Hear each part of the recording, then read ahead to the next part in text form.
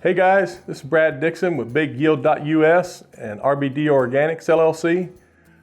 Here to shoot a third video in our series of organic row cropping.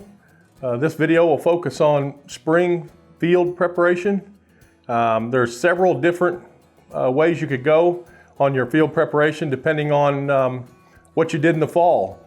Whether you planted cover crops in the fall, then you would come in probably in the spring and you'd wait as long as you could, because the longer you can leave those cover crops in, the more benefit you'll get from them.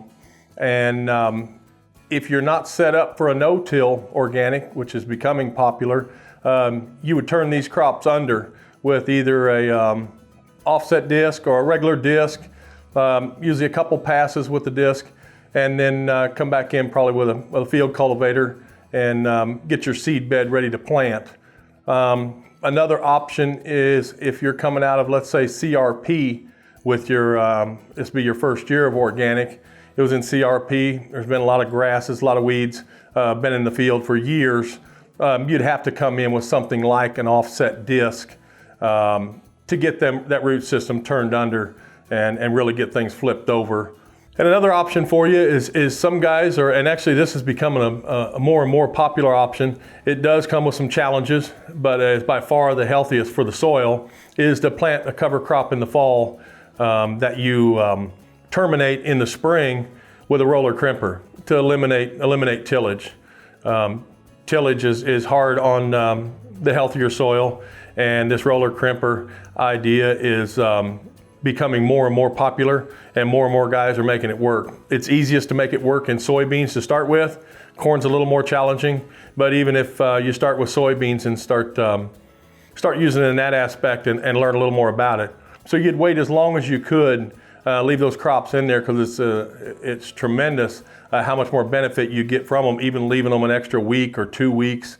So you'd leave them in there as long as you could. And some guys are even planting into, let's say soybeans, they're even planting into standing cereal rye. And then they're coming back in 30, 40 days later when that cereal rye reaches anthesis or is dropping pollen, and they're roller crimping right over the top of those soybeans that are like a V2 soybean. And that's giving them their tonnage there for weed suppression.